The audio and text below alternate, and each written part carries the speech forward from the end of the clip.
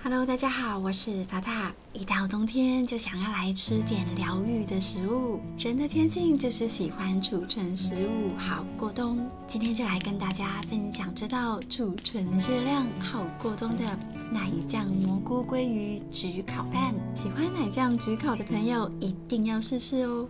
先来处理洋葱的部分。洋葱我喜欢切得细细的，这样比较好入口。今天大概切1颗的分量，蒜末大概切个2瓣左右，准备400克左右的羊菇。羊菇你可以不要洗，不过介意的人可以烹调前稍微冲一下水，然后立刻用厨房纸巾擦干水分。这样处理的话，并不会影响羊菇的风味，不用太担心。轻轻的沾一下水就好，不要泡在水里很久，那样蘑菇会变质哦。我会把蒂切掉一点，要不要切除掉，这个看自己。比较大颗的羊菇可以切成4等份，比较小的就切成1/2。不喜欢吃羊菇的人，也可以改成杏鲍菇之类的。接着来处理鲑鱼的部分，我这边有250克左右，先用一点酒把鲑鱼抹一抹，去除腥味。翻面过来，同样抹匀，然后稍微静置1到2分钟。现在把这些液体通通倒掉，我们用一点盐跟白胡椒腌制一下，可以提升鲑鱼的鲜味。用手抹一抹，然后再翻面过来，这一面撒上一点胡椒就好，怕有些人不小心撒太多盐，等一下吃的时候就会太咸了。我们先让鲑鱼静置15分钟左右，来准备奶酱的部分。今天我准备了鲜奶油跟鲜奶油奶酪，超市都有卖小包装，可以去找一下。现在把鲜奶油跟 cream cheese 放到室温，这边开中火热锅2分钟。一旁呢，把鲑鱼上面的水渍擦干，等一下煎的时候才不会喷得到处都是哦。2面都要擦干。等锅热了之后，放入一点点油，润一下锅。接着把鲑鱼放进来煎。如果你的锅子不够热，鲑鱼就比较难煎出焦香哦。我们先让这一面煎一下，不要去动它，看一下煎的状况，大概像这样就可以翻面咯。另外一面稍微煎一下就好，不要把鲑鱼煎熟了。翻面了之后就可以关火起锅了。如果你把鲑鱼煎熟，等一下做焗烤的时候，鲑鱼就会变得过熟，不好吃了。原来的锅子重新加热，把洋葱末放进来爆香，利用锅里的油轻轻的翻炒。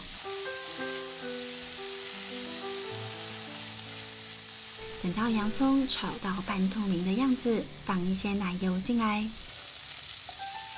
这些蒜末也一并放进来爆香，充分的炒出香气。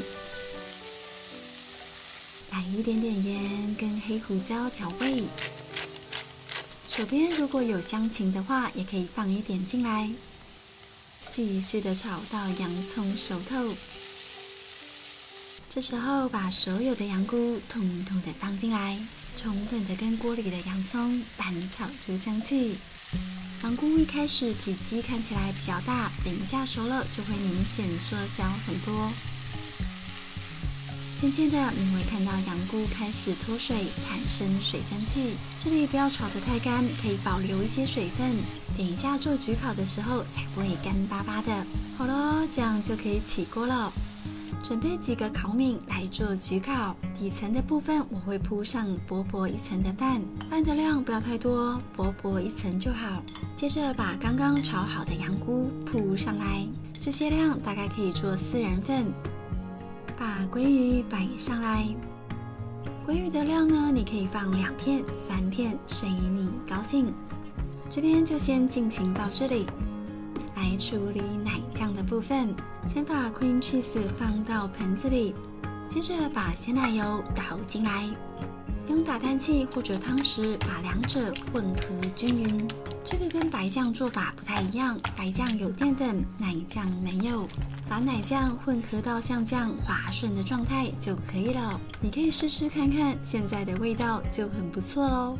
如果你手边有帕玛森干酪，也可以刨一点进来，增加风味。再来一点现磨的黑胡椒，轻轻的拌匀就可以了。现在呢，只要把奶酱叠在鲑鱼的上面。这边奶酱的量可以做4人份，不想吃太重的奶味，就放薄薄一层就好。喜欢奶味重一点，那就多放一点。上面再来一点黑胡椒提味。这边可以再刨一点帕玛森干酪，没有准备的话省略就好。最重要的不能省略的就是这个披萨用的起司啦。如果你手边有面包粉的话，也可以放一点。面包粉主要是增加焗烤表面的质地，没有放的话影响不大。好了，有没有很简单？像这样就可以送入烤箱咯。